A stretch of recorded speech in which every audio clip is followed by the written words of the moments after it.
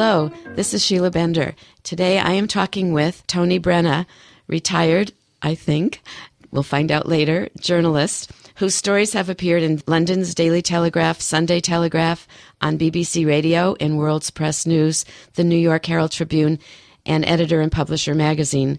He left behind his establishment career and spent 30 years producing award-winning scoops for tabloids on both sides of the Atlantic, Britain's Mail, Mirror, Sunday Mirror, Sun, Mail on Sunday, and America's National Enquirer, Star, Globe, and Life and Style. The Toronto Sun Group, plus Australian, New Zealand, South African, German, and Japanese publications have also published his weekly columns and features. Today, Tony lives in Port Ludlow, Washington, with his wife, and he continues to enjoy peace overlooking the Puget Sound. He loves fishing and his boat, and we're happy to be speaking with him today. Welcome, Tony. Good morning, Sheila. Nice to be here. I have to say, when I read your bio, and I've read it over many times, and I hear that you are an award-winning tabloid writer, the first question that pops into my mind is, there are awards for that? Yes. So I was hoping maybe you could inform us about that to start. Well, the most important award I think I won was for the story I did on Catherine Evelyn Smith. Catherine Evelyn Smith was the lady who was responsible for the death of comedian actor John Belushi. And myself and another reporter went. I should press it by saying that the Los Angeles Police Department had let Catherine Evelyn Smith depart from L.A., mostly because they didn't want the scandal of how so many people in Hollywood were drug addicted. So she had fled to Toronto, and they said they couldn't find her. But myself and another reporter went up to Toronto, and we found Catherine Evelyn Smith and brought her back to Los Angeles, where we were responsible for her being brought back to Los Angeles, where she was duly convicted of manslaughter and served 2 years in prison. For that, I won the J. Edgar Hoover Memorial Award. And that award is given by? That's given by the FBI. I see. So it was connected to what you did as an investigative journalist. Yes, it was a long and complicated investigation on our part to find her and convince her that she had to come back to L.A. and face the music.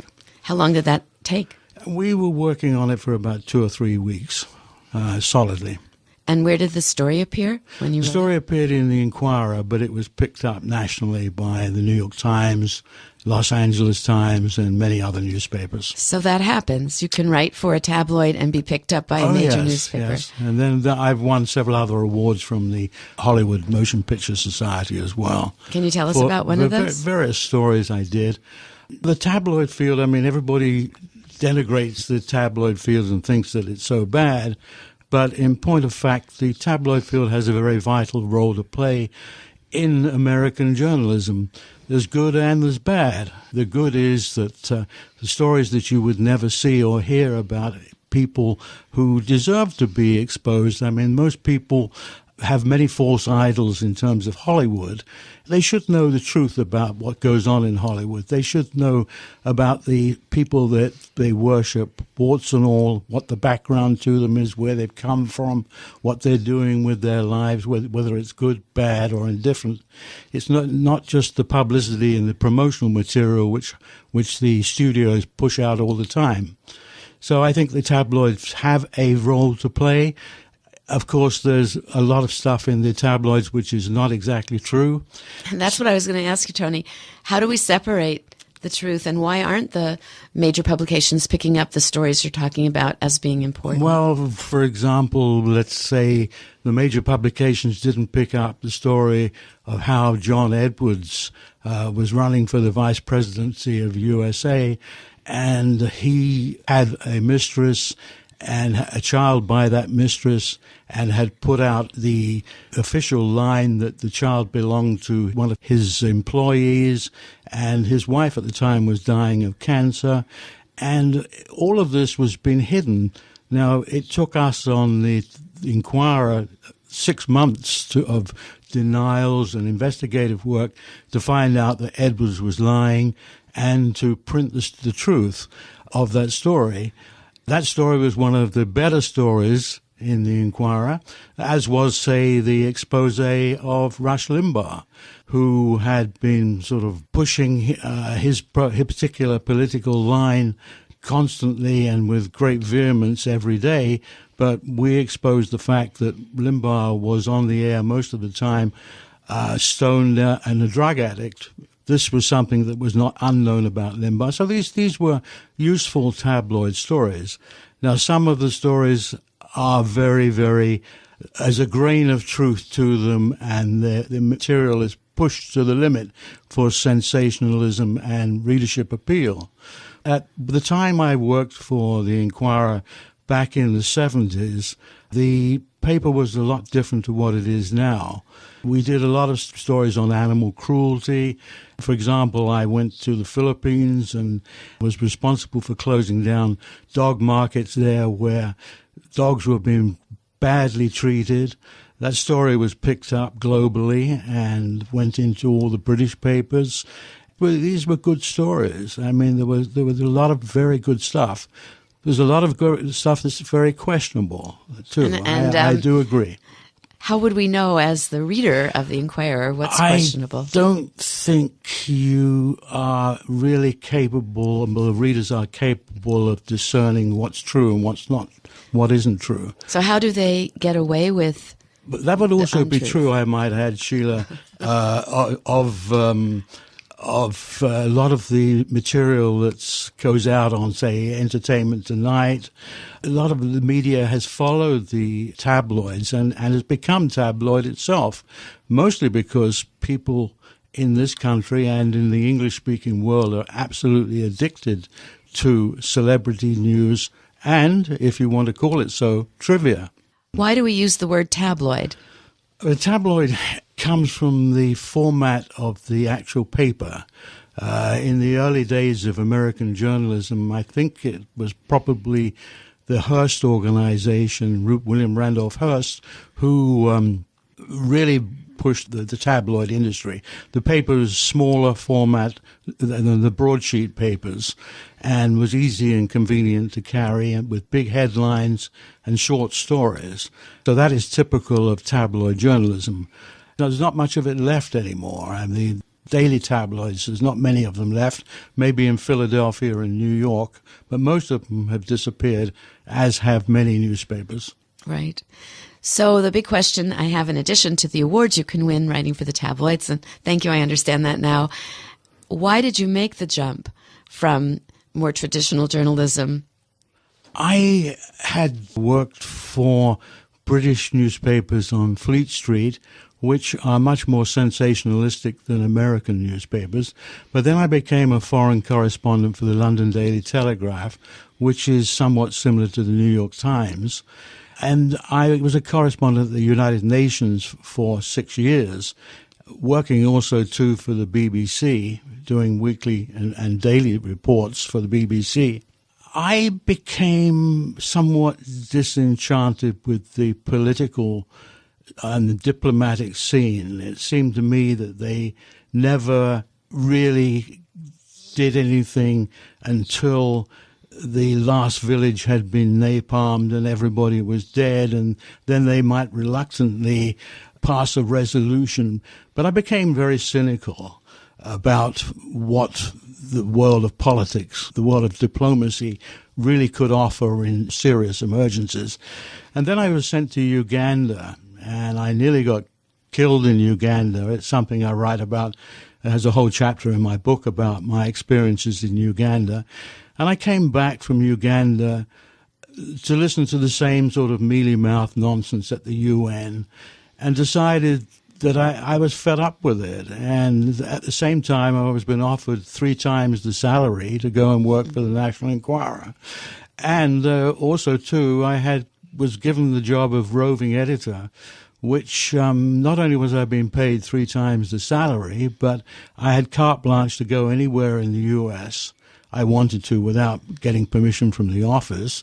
And the only proviso was that I had to get permission if I was leaving the country. And I did leave the country. I went to the Far East. I went to Japan.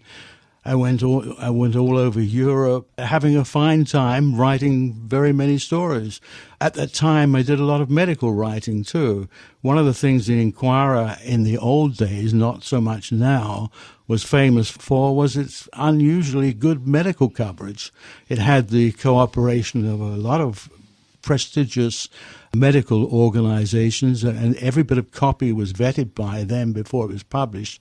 Admittedly, it was somewhat sensationalized. They were interested in breakthrough medical stories and what have you, but they were doing a lot of good stuff, and I liked doing that particularly. And I also liked doing the animal stories, anything that could save animals. I did a lot of stuff involving big cats and how they were being ill-treated by people in Florida who kept them as pets, and actually some people who were hunting them on private properties and stuff like that. And I closed up a lot of those things. We haven't mentioned the name of your book, which is Anything for a Headline, and that is the name of your website too, correct? Anythingforaheadline.com. Yes, it is. Yeah. On that website and on the book, you talk about the fact that you took a lot of risks. You mentioned Uganda just now, but what are some of the risks you took to find these stories? Well, for example, when we were doing the Kathy Smith story in Toronto, we had to go into some very bad neighborhoods. We were looking for her, places that were infested by drug addicts and so on and so forth. We sometimes had to pass ourselves off as other people. We would go undercover to get stories. There were many occasions where we were thrown out of events because our cover was blown by something or other. Sometimes the police would be called, and there were many times we had to deal with people who'd just come out of prison. I personally was attacked and punched out by one guy who just got out of Attica, where he'd served 10, 15 years for murder. There were a lot of seamy characters we had to deal with. What would you be dealing with that would take you to just released murderer from Attica? I was doing a story on the American comedian Red Fox. Red Fox had a track record of being very, very bad to a lot of the people who worked for him. He'd been violent towards a number of wives. I had interviewed ex-wives. I had interviewed people who had worked for Red Fox. And Red Fox actually hated me because every time I published one of these stories in the Inquirer about him, he was absolutely infuriated. He set this guy from Attica on me, this convicted murderer, who I met in a bar, and he passed himself off as somebody who wanted to give me a story. But in point of fact, when we went outside of the bar to talk, he grabbed me, lifted me off the ground, and punched me out, and warned me that Red Fox was going to have me killed if I continued writing this type of material I was writing. Did you continue writing the material? Of course I did. Of course. All right. And then what happened? You're here today to tell us about it. I left the National Enquirer and went back to more conventional journalism.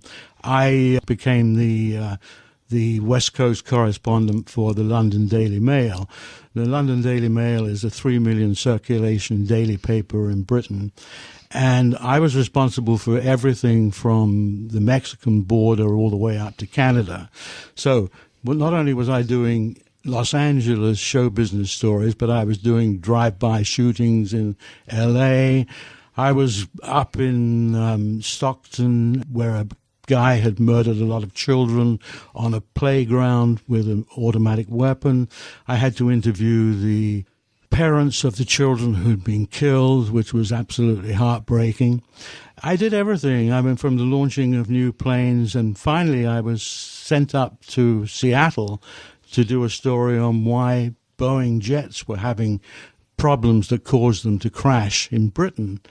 To do the story, I hung out with the workers at Renton and bought them drinks and got to be their friends.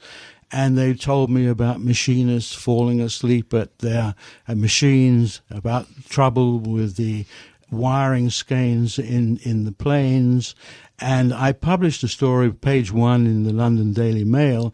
It was a story that the Seattle papers daren't publish because they were too scared of Boeing, and Boeing was too close to them. But when it was published in London, they then quoted the British paper and the British reports. And it led to a lot of improvements in the building of Boeing aircraft. You are listening to KPTZ 91.9 Port Townsend. In case you've just joined us, you are listening to In Conversation with Sheila Bender, discussions on writing and the writing life. Today, Sheila Bender talks with career journalist and investigative reporter Tony Brenna about his life writing for publications in the U.S. and abroad. I have to take a deep breath here because that's quite a lot of risk-taking and investigative reporting and finding your way to the information in perhaps, maybe not for a journalist, but unorthodox ways of locating the people who can talk and helping them want to talk to you. I know that you say about your book and about yourself, the self you write about in the book, that you were driven by fear. And it's a curious thing to write when you've put yourself in so many fearsome situations. The element of fear was in my own psyche. It wasn't fear of outside resources and people and things and situations. It was fear of failing. I always worried about getting the story. I could not. I was compelled right from an early age. I started in the newspaper business when I was 15, and I was compelled from an early age always to get the story. And it was fear of failure. So every story to me was always a challenge. And every situation always contained a story. As far as I was concerned, I never went back to the office and said, there is no story, because I would always find a story. And so the fear you're referring to was fear of failure. I see. And how does one become a journalist at age 15? Well, I started off, I was expelled from a Catholic school for questioning the Catholic faith, which I didn't believe in, and I started asking a lot of questions which aggravated and annoyed the Jesuits who were teaching me, and they finally called my mother to the school and said I had to leave. So I left, and I joined the newspaper as a copy boy, and I worked in the editorial department, fetching tea, fetching sandwiches and running messages, and generally becoming a sort of factotum to the reporters there. But they could see that I was interested in the work they did, and they taught me the basics of journalism. And then from there, I went to a local weekly newspaper, and on the local weekly newspaper, I covered everything they could throw at me: court cases, garden parties, political rallies, council meetings. So one learns all of this. And then eventually, if you get good enough on the local paper, you get a reputation, and you go on to the bigger papers, which are the mass-selling papers on Fleet Street, London, at that time. It doesn't exist anymore. Fleet Street is gone. But Fleet Street was the home of the British newspaper industry. And that's where I went and learned the big-time journalism.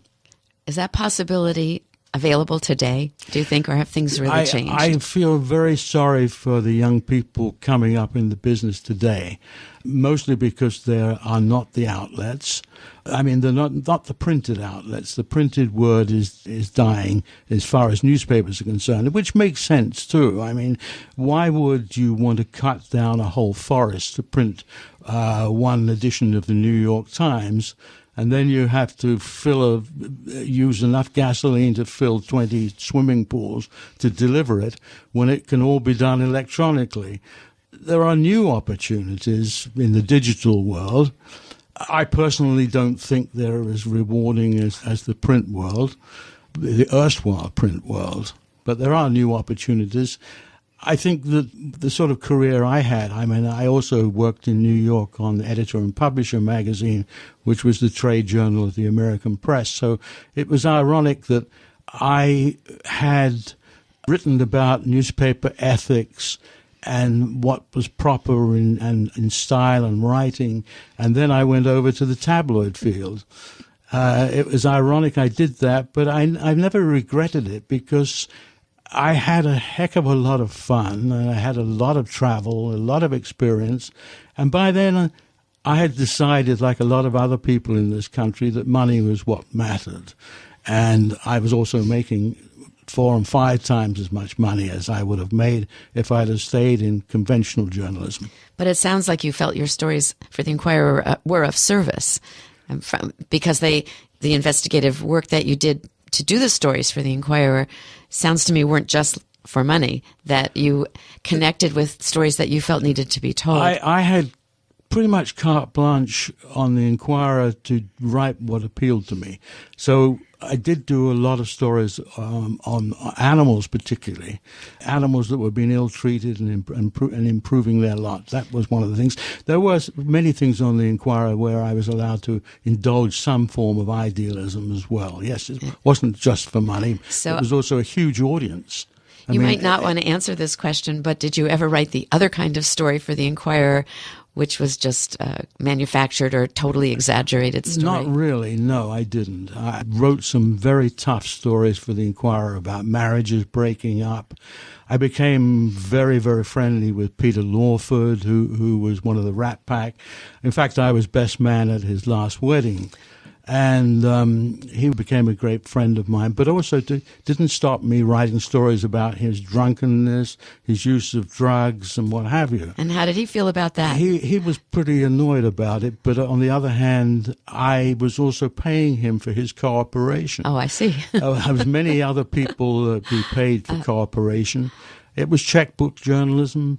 A lot of people, you would be surprised, in Hollywood will give information about their rivals, put their rivals down. There are people there who have all sorts of reasons for cooperating with the tabloid press. In the meantime, most of the people there who are established celebrities have a great deal of protection too. I mean, they have bevies of private detectives and security firms that look after them. They have lawyers that are always threatening the tabloid writers. It's a battle. It's a fight between the tabloid press and the security apparatus of the rich and famous. I have a sense that you enjoyed that battle. I enjoyed that battle very much. I like a fight. I am remembering a part of your book where you talk about being in touch with the butler of the place where Elizabeth Taylor and Richard Burton were reconciling. Yes, I actually flew to Switzerland with Richard Burton and Liz Taylor. I had found out which plane they were traveling on from Zurich to Tel Aviv, and the rumor was that they were getting married. So in order to get the exclusive, other journalists had found out too and were on the same plane, but they were in the economy section. I bought 8 first-class tickets from Zurich to Tel Aviv, and I was the only journalist who was up there with Burton and Taylor directly. I had a lot of resistance from Liz Taylor, but I did manage to make a friend of Richard Burton. Why did you need 8 seats? To keep everybody else who was away out of the first class compartment. I see. So you really, as my father would say, used your noggin. I used my noggin, yeah. And a lot of one thing big advantage I had was that at that particular time I had an almost limitless budget. I could spend a lot of money, and with a lot of money to spend, you can achieve a lot. Yeah. Referred to you as a retired journalist, and I don't know if that's actually true. Let me know what you're doing lately. Well, I am not really retired. I'm going to write and keep writing until I drop. I have written one unpublished novel. I have also published one book with St. Martin's Press, and my wife has too. They were both celebrity biographies. Of who? One was of Victoria Principal, and the other one was of Dennis Hopper. And who wrote which? You said you each wrote one. Yes, Elena wrote Dennis Hopper, and I wrote the Victoria Principal one, which we published. But at the moment, I'm working on a novel which incorporates many of the elements from my biography. I'm about 80,000 words into the novel now, and I'm finding novel writing very, very much more difficult than newspaper writing. Can you pinpoint why that would be true? I find that it is hard to write at real length and let myself go on at length compared with when after I've spent a whole lifetime been told to be concise and compact. But I do like writing. And you are good at finding the story. I'm good at finding the story. Which a lot of people struggle with, so that might be helpful to you. I hope so. Yeah. I hope so. Tell us about your life now that it sounds like you're not jet-setting around and hobnobbing with difficult people. I'm still writing celebrity stories. I'm writing for Bauer Publications. I'm writing for Life and Style magazine, Closer magazine, and In Touch magazine. I'm doing stuff for the London Sunday Mirror, also the London Sun, but I'm not doing anywhere near the amount of work I was doing in the past. I'm much more interested in actually finally writing fiction. Nice. And so some people would say I've been writing fiction all along. Some would, but after your explanation today, I would say no, you haven't been writing fiction. No. You've been writing the stories that other journalists haven't been revealing. And I know that you're a fisherman of sorts out here and had a successful fishing trip just recently. Yes, I just came back from Alaska, which was my first visit to Alaska, and my freezer is now full of 100 pounds of salmon, cod, and rockfish. And I had a wonderful time, but I also fish here in Port Ludlow. I have a boat in Port Ludlow, and I've been fishing here crabbing here for the last 10, 20, we've been 25 years we've lived in Port Ludlow. And I absolutely adore the Pacific Northwest. I've lived in London, New York, Miami, and Los Angeles, but I finally found a place where I'm really, really happy, and it's here in the Pacific Northwest. And I think probably one of the reasons for that is that the Pacific Northwest is so very much like England. I mean, we're pretty much the same latitude as London, maybe a bit further north than London, about 200 miles further north, actually. But the weather is so similar to the weather in which I grew up in England, and the vegetables and the fruit and everything is very similar to what we had in England. And so I'm so very happy here. I never want to leave here. I was going to say there has to be a metaphor here in catching a tangible, real fish and catching a story. What do you think? I think the sense of, there is a hunting sense to fishing. It's capturing something in the wild, and actually it's a lot of fun hunting celebrities and catching them too. It sounds like it. I want to thank you so much for being here today. It's been a pleasure to hear in person a lot of what I've read in Anything for a Headline, and I wish you great luck on the novel. I think a novelist's mind is probably different than a journalist, but you know how to catch a story, and I think it'll be a good novel. I may need some help from you, Sheila. We'll see what we can do. Okay, thank you very much. You have been listening to In Conversation, Discussions on Writing and the Writing Life with Sheila Bender. For more of Sheila's interviews, please go to Sheila's website, www.writingitreal.com/audio. In Conversation is produced by Sheila Bender and edited by Charlie Fleischman. Announcer is Kurt Vanderslice.